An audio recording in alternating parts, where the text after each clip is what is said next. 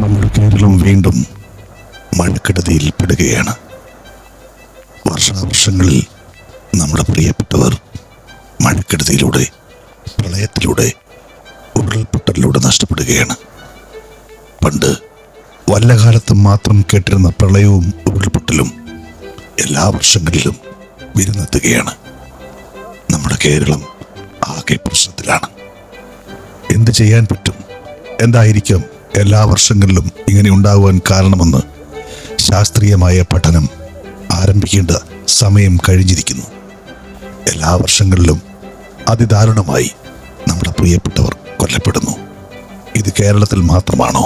അല്ല, ഇന്ത്യയൊട്ടാകെ, ലോകമൊട്ടാകെ ഇത് സംഭവിച്ചുകൊണ്ടിരിക്കുന്നു.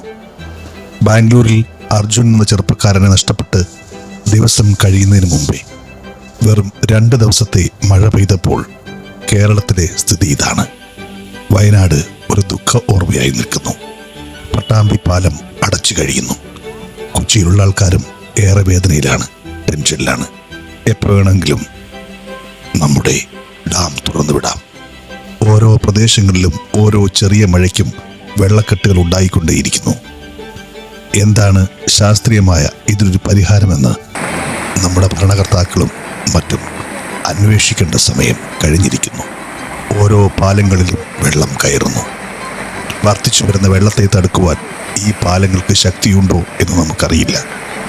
എല്ലാവരും സൂക്ഷിക്കുക, പ്രാർത്ഥിക്കണം എന്ന് ഞാൻ പറയുന്നില്ല. കാരണം ഇതൊക്കെ കാണുവാൻ ദൈവമുണ്ടായിരുന്നെങ്കിൽ ഇങ്ങനെയൊന്നും സംഭവിക്കില്ലല്ലോ. ജാഗരൂകരായിട്ടിരിക്കുക, സൂക്ഷിക്കുക നിങ്ങളെ ഓരോരുത്തരും. മഴയുടെ കാഠിന്യം കണ്ടാൽ മലയുടെ അടുത്താണെങ്കിൽ അവിടുന്ന് പതുക്കെ മാറുക.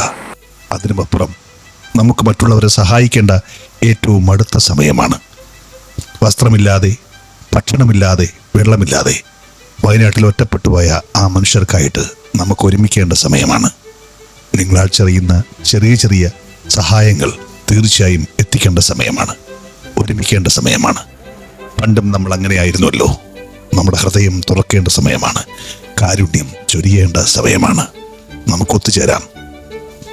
ഈ ഒരു ഭീകരമായ താണ്ഡവത്തിൽ നമ്മളാൽ ചെയ്യാൻ കഴിയുന്ന ചെറിയ ചെറിയ കാര്യങ്ങൾ നമുക്ക് അവർക്കായി ചെയ്യാം. വയനാടിന് ഇപ്പോൾ നമ്മെ ആവശ്യമുണ്ട്. വയനാടിനെന്നല്ല, കേരളത്തിൻ്റെ ഓരോ പ്രദേശങ്ങളിലും വെള്ളം പൊങ്ങുന്ന ഇടത്തൊക്കെ നമ്മുടെ ചെറിയ സഹായങ്ങൾ ആവശ്യമുണ്ട്. എനിക്കെന്ത് ചെയ്യാൻ കഴിയും എന്ന് ചിന്തിക്കേണ്ട സമയമല്ല, എനിക്ക് എന്തെങ്കിലും ചെയ്യാൻ കഴിയൂ എന്ന് ചിന്തിക്കേണ്ട സമയമാണ്. കാരണം നമുക്ക് ചുറ്റിലും വെള്ളം പൊങ്ങിക്കൊണ്ടേയിരിക്കുകയാണ്. പ്രളയം താണ്ഡവമാടുകയാണ്. നമുക്ക് ഒത്തുചേരാം, നമുക്ക് സഹായിക്കാം. ഇതാണ് കേരളത്തിൻ്റെ ഇന്നത്തെ നേർക്കാഴ്ച. സൂക്ഷിക്കുക. വീണ്ടും പറയുന്നു, പരസ്പരം സഹായിക്കുക.